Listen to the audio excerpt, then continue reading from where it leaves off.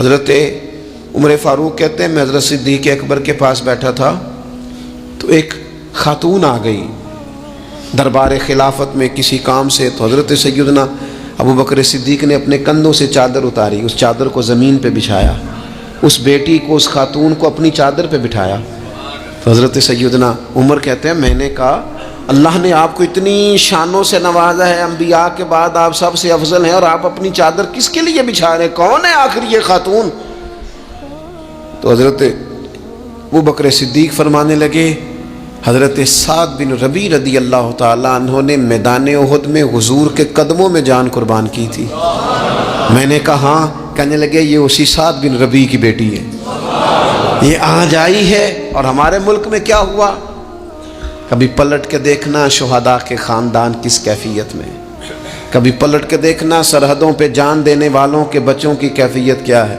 کبھی کسی تقریب میں بلا لیا جاتا ہے، دو جملے کہہ دیے جاتے ہیں، کوئی ایک آدھ میڈل بھی دے دیا جاتا ہے، لیکن کبھی پلٹ کے دیکھنا ان کی کیفیات کیا ہیں، ان کا خیال رکھا، ان چیزوں کو غور کیا گیا۔ کسی نے اگر کسی مقام پہ کوئی نیکی کی تو اس نیکی کا اعزاز رکھا گیا۔ میں نے تو اپنی زندگی میں دیکھا ہے، بڑا چھوٹا آدمی ہوں لیکن میں نے دیکھا ہے دین کا کام آپ تھوڑا کرتے ہیں، رب آپ کو اجر اتنا عطا کرتا ہے، اتنا عطا کرتا ہے کہ انسان شرمندگی میں پانی پانی ہوتا جاتا ہے کہ یہ تو بالکل میری اوقات ہی نہیں تھی، یہ تو کیفیات ہی نہیں تھی، یہ اس مسجد کے نقشے کی جب بات چل رہی تھی تو نقشہ منظور کرنے والوں میں سے ایک صاحب نے مجھے کہا اتنی بڑی مسجد بنا رہے ہیں تو وہاں تو آبادی کوئی نہیں، تو اتنی بڑی مسجد بنا رہے ہیں تو لوگ کہاں سے آئیں گے؟ تو میں نے کہا ہمیں تو پہلے بھی نہیں پتا کہاں سے آتے ہیں۔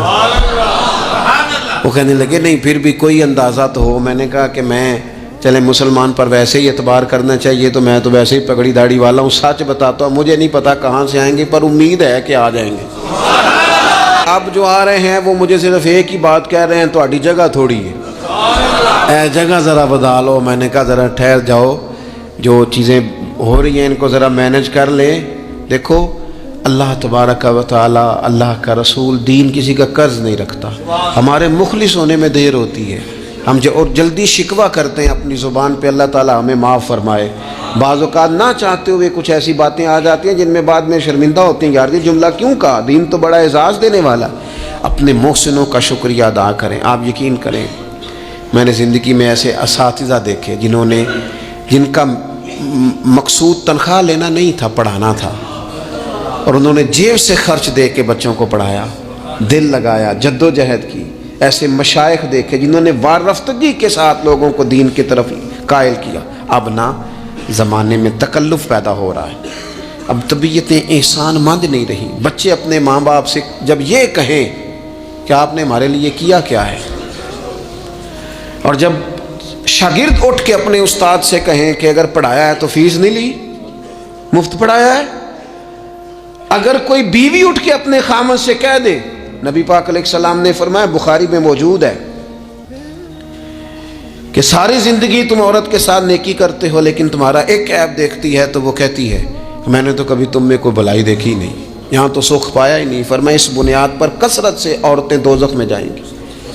اور اگر وہ خاتون جس نے سارے دکھ سکھ دھوپ چھاؤ خامد کے ساتھ گزاری، اگر خامد اسی کو اٹھ کے تانا زنی کرے اور اس کے دو ایک کاموں کو بنیاد بنا کر کے یہ چیز نہیں ملی، یہ کپڑا وقت پہ استری ہوا نہیں ملا، اس کی زندگی کی ساری نیکیوں کو توڑ کے رکھ دے، یہاں تک کہ اس کے ماں باپ کے بارے میں بھی کمزور جملے کہے، تو اللہ کا قرآن کہتا ہے وَلَا تَنْسَبُوا الْفَضْلَ بَيْنَكُمْ، آپس میں ایک دوسرے کا احسان بھول نہ جایا کرو۔ تھوڑا سا احسان مند رہیں، تھوڑا سا چیزوں کو سمجھیں، تھوڑا غور کریں۔ اگر یہ مزاج میں بات پیدا ہو جائے تو زمانے میں قرار آئے گا، ہم ایک دوسرے کی قدر کا احساس ہوگا، مل کے رہنا ہم پسند کریں گے، ہمارے اندر وہ چیزیں آئیں گی۔ یہ ادارے بنتے ہیں، یہ چلتے ہیں، لوگ آتے ہیں، میرا ہی نام ہے، مجھے ہی لوگ جانتے ہیں، میرا ہی تعارف ہوتا ہے، لیکن میں تو ابھی آیا ہوں، تو جس نے یہاں میرے آنے سے پہلے صفیں بچھائی ہیں وہ بھی تو بڑا قیمتی آدمی ہے نا، جس نے جھاڑو دیا اس کی بھی تو بڑی بات ہے نا۔ جو میں چلا جاؤں گا اپنے معاملات میں، جہاں مجھے مزید سفر کرنے نکل جاؤں گا تو یہاں ڈیوٹی کریں گے، یہاں سے چیزیں اٹھائیں گے، ان کی بھی تو بڑی بات ہے نا۔ لیکن ہم احسان ماننے کو تیار، یعنی سو رہے ہیں سیٹھ صاحب گاڑی میں، پیر صاحب، علامہ صاحب سو رہے ہیں، ڈرائیور گاڑی چلا رہا ہے، وہ سویا ہوا پتہ نہیں کتنی دیر ہو گئی, ایک ذرا جگہ کسی جگہ بریک لگ گئی ہے تو آنکھ کھلتے کہتا ہے تیال نہ چلا. او بھائی تو سویا ہوا تھا. اس کی نیکی سمجھ جس نے ساری رات تجھے سفر کرایا ہے اور یہاں تو تلخ ہو گیا صرف ایک بات پر. احسان مندی کا مزاج نہیں. مطعم بن عدی ایک سردار تھا قریش کا.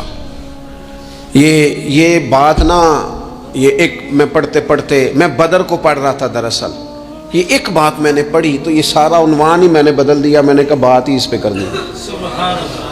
ایک شخص کا ذکر آیا بدر میں, مطعم بن عدی کا, کافر ہے مسلمان نہیں ہوا, بدر میں اس کا ذکر آیا. ذرا دیکھیے ذکر کیسے آیا. نبی اکرم صلی اللہ تعالیٰ علیہ وسلم جب طائف سے واپس آئے نا, تو جب کوئی شہر سے جاتا تھا واپس آتا تھا تو کسی کی پناہ میں آتا تھا تاکہ پھر کوئی اسے تکلیف نہ دے, اس دور کا رواج تھا. تو نبی پاک علیہ السلام جب واپس آئے تو کئی لوگوں سے بات کی گئی لیکن کوئی بھی آگے نہ بڑھا حضور کی حفاظت کے لیے. تو مطعم بن عدی اپنے 6 یا 7 بیٹوں کو لے کر اسلحے سمیت پوری شان و شوکت کے ساتھ نبی پاک کو لے کے آیا اور پھر حضور نے بیت اللہ شریف میں نماز پڑھی. وقت گزر گیا, ایک دور کی بات تھی, ایک بات تھی, وہ دور گزر گیا. اس کے بعد بڑے دور آئے, اللہ نے معراج عطا کی, حضور یہاں آ گئے مدینہ طیبہ میں, یہاں سینکڑوں لوگ مسلمان ہوئے, بدر میں اللہ نے فتح دی. جب بدر کے قیدیوں کی بات چل رہی تھی نا, یہ جو لوگ قیدی ہو کے آئے ہیں انہیں کس طرح چھوڑنا ہے, تو بڑے بڑے سردار مکے کے تیار تھے سفارش کے لیے آنے کے لیے کہ ان قیدیوں کو چھوڑ دیا جائے. یہاں بھی مشورہ ہو رہا تھا کیا کرنا ہے, قتل کر دیا جائے ان کفار کو, یہ بھی مشورہ تھا, فدیہ لے کے چھوڑ دیا جائے, یہ بھی مشورہ تھا. بہت ساری چیزیں ابھی طے ہونی تھی. تو ان ساری باتوں کے بیچ اچانک کیفیت بدلی. صحابہ کہتے ہیں باتیں ہوتے ہوتے ایک نیا رخ بات نے اختیار کیا. محبوب کریم اچانک فرمانے لگے آج اگر مطعم بن عدی زندہ ہوتا, کیونکہ فوت ہو گیا تھا, کہا آج اگر مطعم بن عدی زندہ ہوتا اور وہ مجھ سے آ کے کہتا ان قیدیوں کو چھوڑ دے, تو حضور فرماتے ہیں میں دیر نہ کرتا فوراً ہی چھوڑ دیتا, چونکہ مجھے اس کی وہ نیکی یاد ہے, اس نے وہ جو اس وقت میرے ساتھ رویہ رکھا مجھے بھولا نہیں. صرف ایک بات آپ کی خدمت میں عرض کرنا چاہتا ہوں کہ اپنی زندگی میں نا وہ انسان بڑا چھوٹا ہوتا ہے جب ماں اسے وقت دیتی ہے, بڑا چھوٹا ہوتا ہے جب باپ اسے وقت دیتا ہے. بڑے اساتذہ کے پاس بڑی کتابیں جب بندہ پڑھتا ہے وہ بھی بڑا وقت ہوتا ہے, لیکن جب اسے یہ اچھی طرح پہچان کرانی ہوتی ہے نا کہ یہ الف ہے, یہ با ہے, اور نہیں یہ تا ہے, آنکھیں کھول کے دیکھ 2 نقطوں والا تا ہوتا ہے, یہ سا ہے. وہ بھی بڑے مشقت والے لوگ ہوتے ہیں, وہ بھی بڑی محنت کرتے ہیں, لیکن کیا کریں بھول جاتے ہیں لوگ, نہیں یاد رہتا. وہ جس کی بات سن کے اللہ نے دین کی توفیق دی, اس کی بات سن کے اس طرف مائل ہوئے, پھر ریسرچ کی اور پھر اسی کو ان پڑھ کہنا شروع کر دیا, پھر کہا کہ اوہ توجہ تو اس نے دلائی تھی پر یہ بندہ ہی ٹھیک نہیں. یہ ہمارے ہاں عجیب ناشکری کا اور احسان فراموشی کا مزاج آیا ہے. ہمیں ہمارا دین کہتا ہے آپس میں ایک دوسرے کے احسانوں کو بھلانا نہ, اور نیکی کا بدلہ ہمیشہ نیکی رکھنا. حضور نے فرمایا شکریہ ادا نہ کر سکو تو محسن کے لیے دعا ضرور کرنا. اپنی زندگی, یہ جو لوگ احسان مند ہوتے ہیں نا یہ بڑے نفیس لوگ ہوتے ہیں, یہ حدود کے اندر ہوتے ہیں, یہ بڑے باادب ہوتے ہیں, ان کی زندگی سلجھی ہوئی ہوتی ہے, ڈھلی ہوئی ہوتی ہے. یعنی یہ وہ لوگ ہوتے ہیں جن کا کوئی ہوتا ہے, یعنی ان کی کوئی سند ہوتی ہے, ان کے کوئی پیچھے ہوتا ہے, ان کی کوئی بہک ہوتی ہے, انہیں کوئی کہنے والا ہوتا ہے, ان کا کوئی استاد مرشد ہوتا ہے, انہوں نے کسی سے سیکھا ہوتا ہے, ان کی کوئی پشت ہوتی ہے. یعنی یہ وہ ہوتے ہیں جن کا کوئی ہوتا ہے.